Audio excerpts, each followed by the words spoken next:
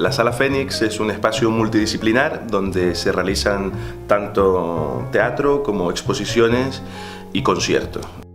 De jueves a domingo tenemos el teatro, el jueves hacemos cabaret y humor gestual y el fin de semana hacemos un teatro muy particular basado básicamente en la máscara, la marioneta, la sombra, los objetos, ¿no?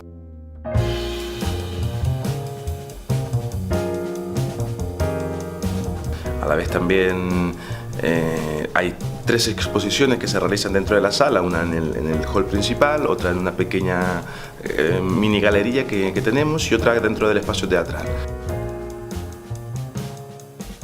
Además de esto, bueno, organizamos una jam session de jazz los días lunes, que ya ha cogido mucha forma y se realiza desde hace ya varios meses, está bastante asentada dentro de lo que es el panorama musical. Y luego tenemos unos días, martes y miércoles, para experimentar, realizar ciclos y organizar otro tipo de cosas. Este año vamos a organizar también ciclos de cine, de cabaret, también aperitivos musicales y bueno, otro tipo de experimentos que tenemos en mente y que vamos a probar este año a ver cómo funcionan.